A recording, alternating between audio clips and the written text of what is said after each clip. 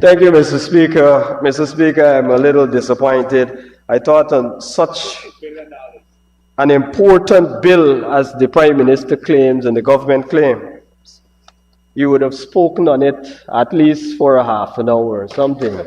You know, it just goes to say what is in the bill, what is there in the bill, or what is not there, rather. Mr. Speaker,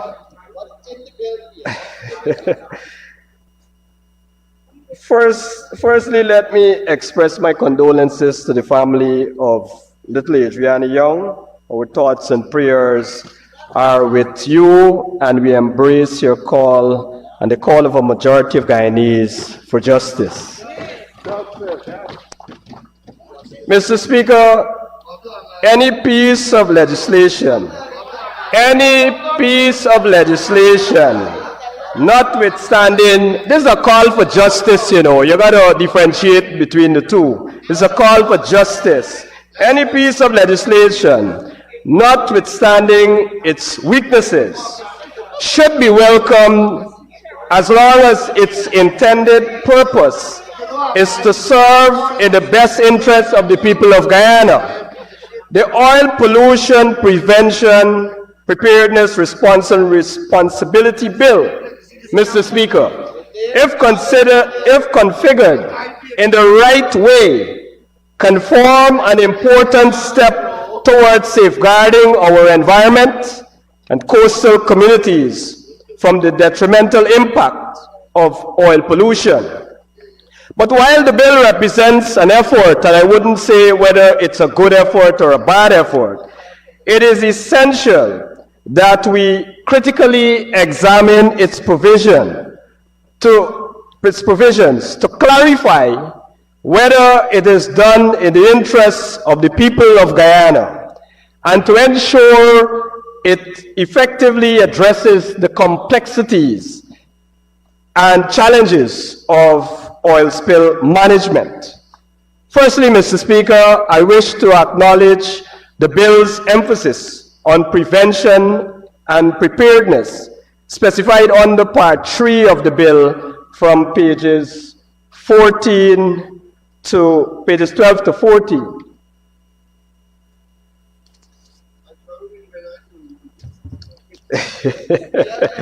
However, all this section really does is to add another agency to the prevention and preparedness mechanism in the form of the Civil Defense.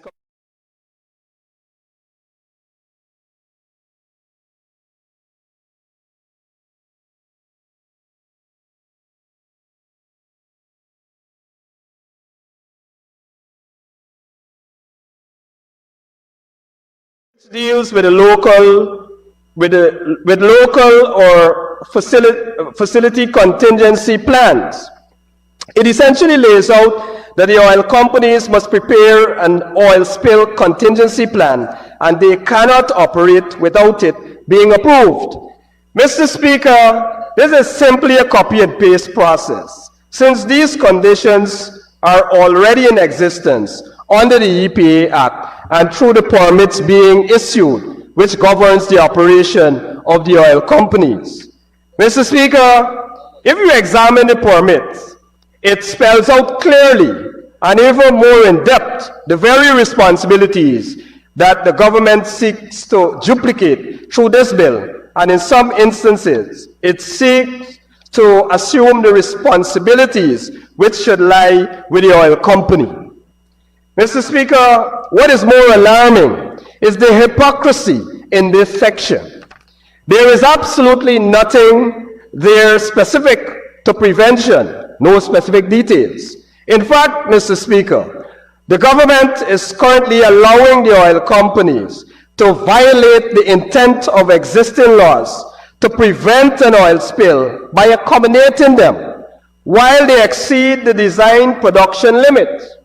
Mr. Speaker, the Liza 1 project, as established by the EIA Environmental Impact Assessment, which was done, states clearly on page 8, Roman numeral 8, under the heading Production and Operation, that the design rate is 100,000 barrels per day, and that it is designed to, let me quote, safely operate at sustained peaks of 120,000 barrels per day.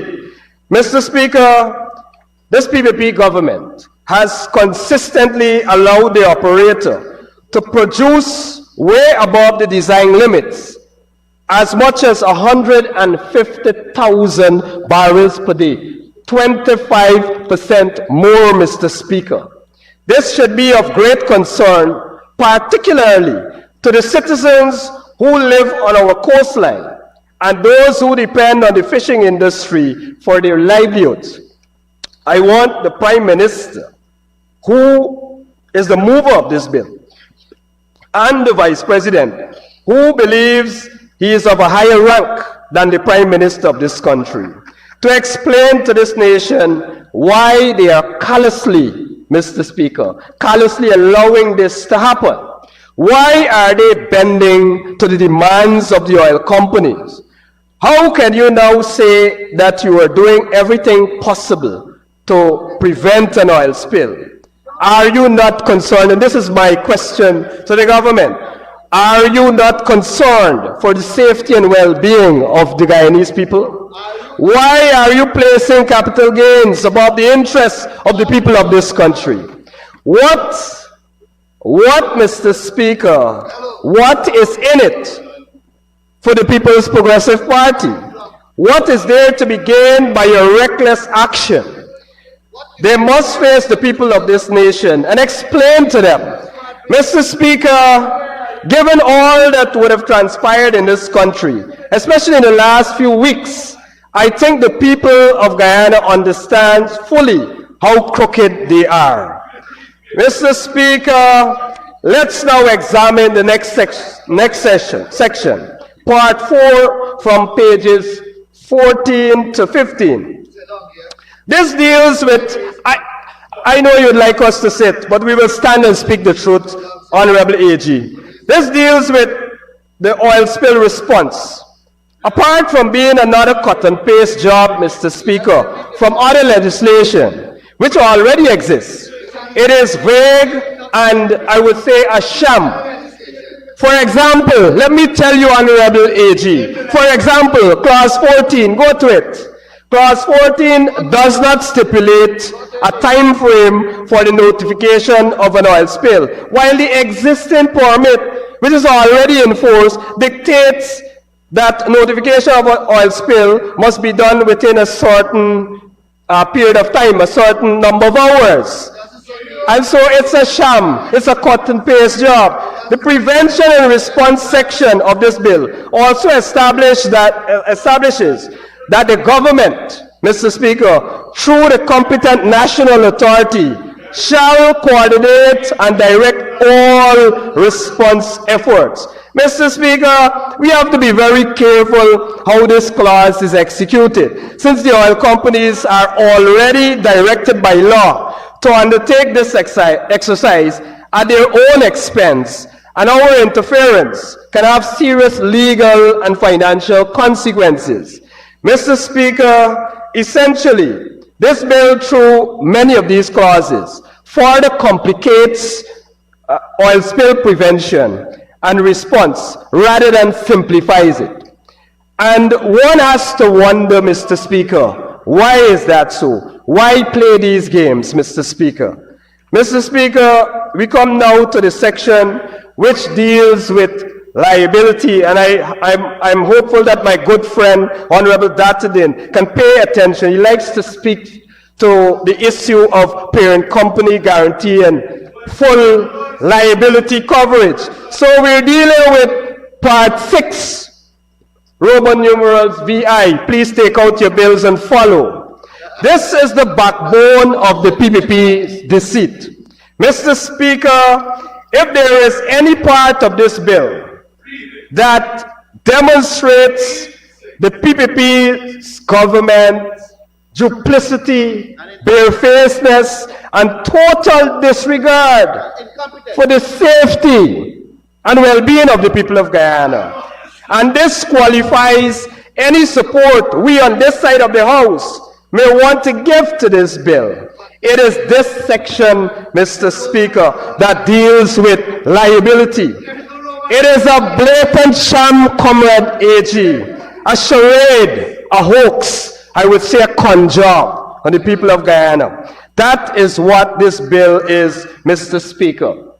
Mr. Speaker, let me qualify my statement, Honorable AG. Let me qualify my statement. Let's read clause 17. You know, the truth really hurts when you bring it out at these forums. Let's look at clause 17 of the bill, which is the governing, which I would say is the governing or superior clause in the section. It states, and I want to quote, a responsible party is liable for all damages caused by an oil spill incident, removal costs, and restoration of environment as far as practicable, and for any costs arising therefrom or connected therewith. This sounds brilliant, Mr. Speaker. We can applaud you, the honorable members over there. It sounds brilliant. Mr. Speaker, the PPP who waged a war, they waged a war in and out of the courtroom against the Guyanese people, against the parent company guarantee in the courts of Guyana. Even at the CCJ level, I believe the Honorable AG can attest to it.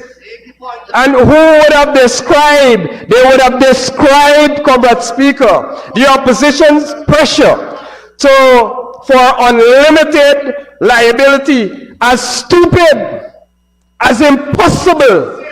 They are now having an epiphany, Mr. Speaker.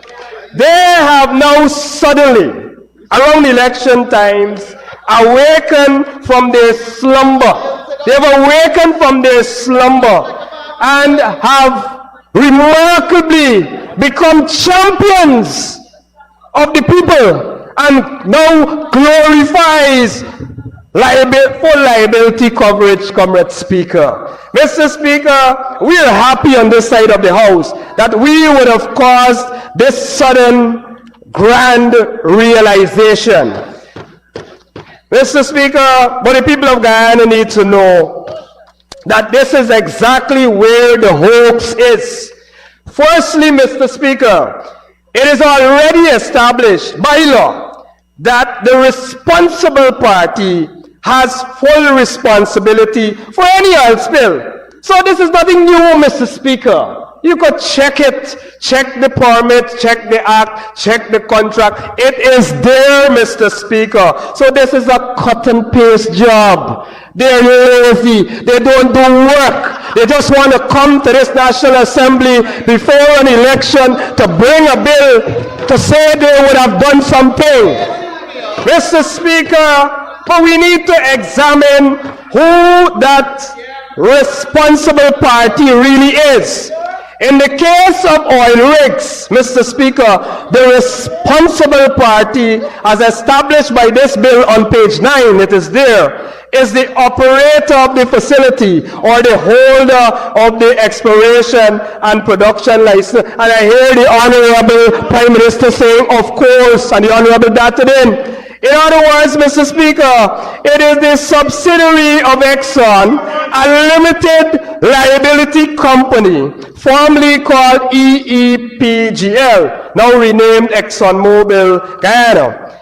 It is a limited liability company with no real assets except those in its possession that are already owned by Guyana through the petroleum contract. It is amazing to watch these tricksters in government. It is amazing to watch them, Mr. Speaker, in government. Now saying, and the Honorable Jagdeo said just yesterday, Mr. Speaker, that the PPP always wanted full liability coverage, and that the AP and UAFC were the ones against it. Could you believe that, Comrade Speaker? Who believes such a thing? It is shameless, Comrade Batrin. It is shameless, Comrade Prime Minister. Honorable member, you've been going good. Let us keep it straight. Thank you, Comrade Speaker. Mr. Speaker, the AP and UAFC between 2019 and 2020 got Exxon to sign an agreement for a parent company guarantee in which the parent company stands fully all liabilities over and above what the subsidiary company is able to cover. According to former EPA head, Dr. Vincent Adams, who by the way is probably the most qualified person in this entire country to speak on oil and gas matters, and we must recognize that. He said that the parent company guarantee was put into the permit, and Exxon asked for some time to work out how the three companies, Exxon, Hess, and CNOOC, would share the liabilities. Dr. Vincent Adams added that at that stage, he refused to approve the laser 2 and PRO permits unless Exxon and its partners accepted the parent company guarantee. The oil companies agreed, Comrade Speaker. You know what this PPP government did? Let me tell you what they did, Comrade Speaker. They sent Adams on leave, inserted a new clause at 14.3 stating that the guarantee will be done through an estimate, Mr. Speaker, essentially nullifying the clause of unlimited guarantee. Totally unbelievable, Mr. Speaker. Mr. Speaker, this gave rise to the famous lawsuit filed by Collins and White, in which Justice Kissoon blasted this government, calling their actions self-serving. He interpreted unlimited parent guarantee clause to mean, and I quote, the permit holder is mandated to provide insurance and provide a further financial assurance and unlimited parent company guarantee to indemnify the government against all liabilities. In other words, we ain't gonna pay nothing, Comrade Speaker. The people of Guyana doesn't have to stand any expense for an oil spill. That is what he said. He went on to describe the action of the EPA. And let me tell you what he said. At every juncture, engage in a course, this is the EPA, engage in a course of action to undermine and erode the terms and conditions of its own permit. This is an organization of the government, Comrade Speaker. Unbelievable. He further said that the agency has descended into a state of inertia and slumber at the critical juncture, that the behavior which he described closely resembles the current... Mr. Speaker, let me say this. Let me be very clear.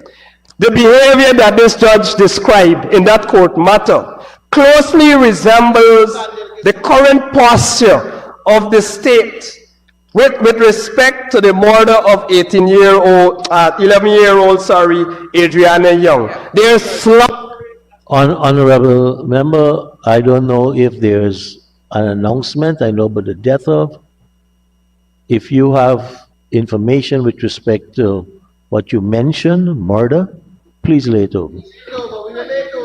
Thank you, Comrade Speaker. Let me say the demise.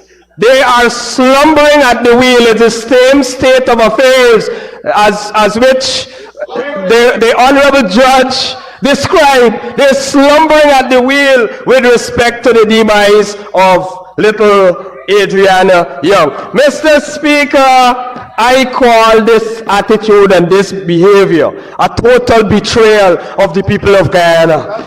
Mr. Speaker, and it didn't end there. Mr. Speaker, after the ruling was made in the interest of the people of Guyana, this government went ahead and appealed that ruling, that decision, that there should be a parent company guarantee. Could you believe that? They fought against it. Now recognizing that they are in an elections year, and this topic will certainly, obviously, be one that will hurt them badly, they run out with this sham bill. Mr. Speaker, let me further demonstrate why it's a sham.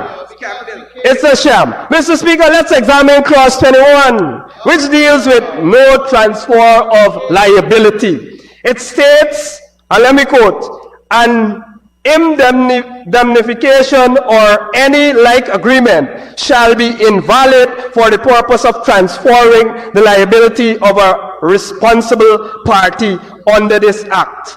Mr. Speaker, if you do not read between the lines, you might believe that it's a good thing. You can't run away from responsibility. That's what you interpret at first look.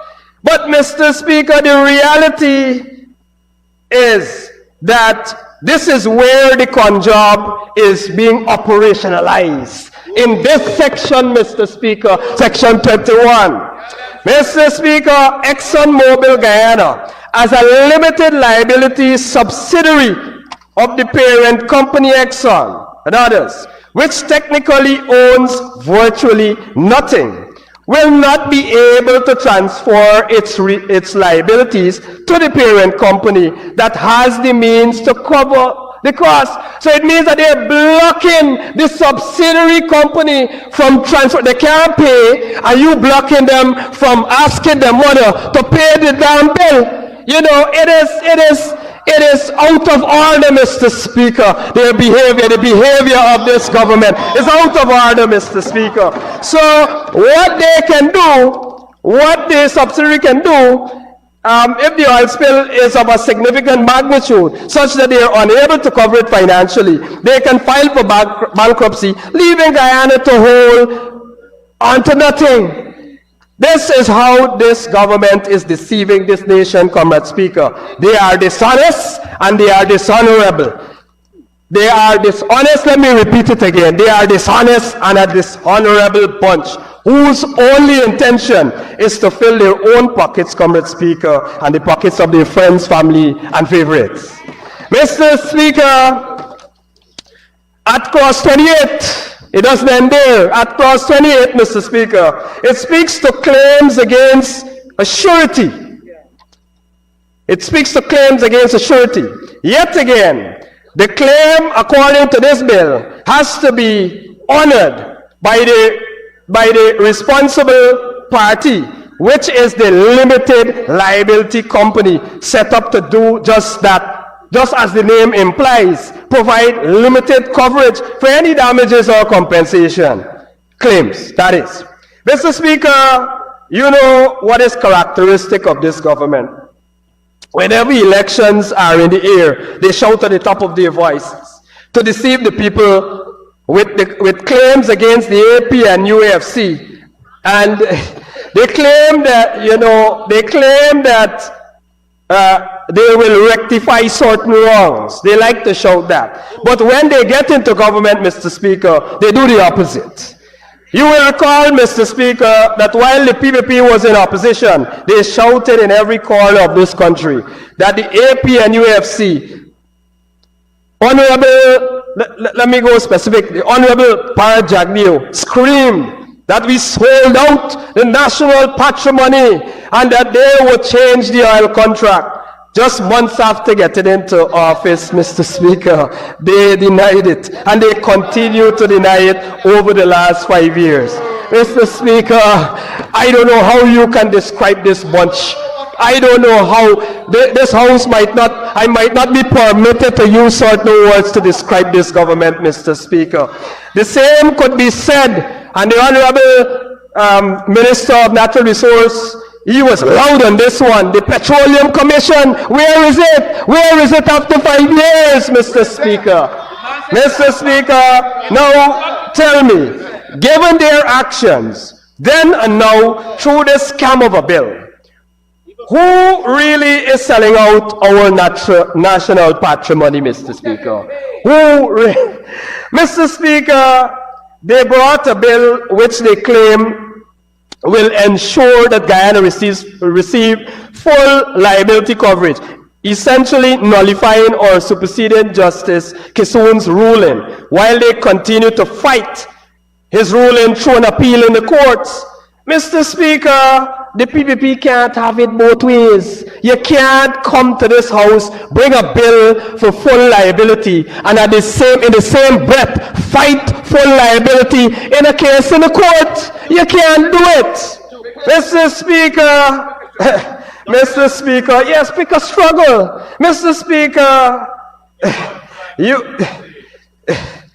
Mr. Speaker, this is an absurdity. It's an absurd behavior, Mr. Speaker. The PPP must immediately discontinue their appeal against Justice Kissoon's ruling and direct the EPA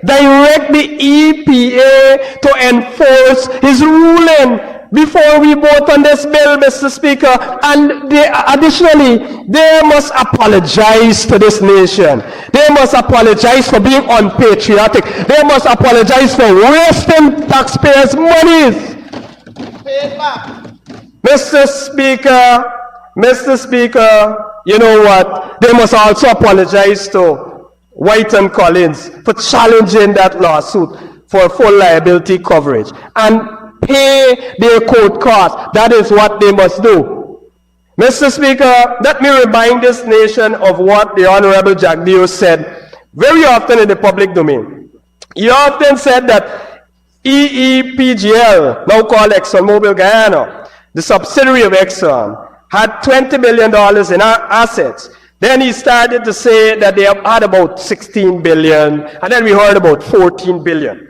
Eventually, during the appeal, Mr. Speaker, the appeal of Justice Kissoon's decision, we learned that the PPP secretly made a deal with Exxon to cap the liabilities to $2 billion and refused to produce the signed agreement. I can clearly recall, Mr. Speaker, we all can recall the Honorable Dattadin misleading this House through his directions that any of us can go to the EPA and see the document. It was never allowed. It was never allowed, Comrade Dattadin. It was never. You misleaded us. You misleaded the House, Mr. Speaker.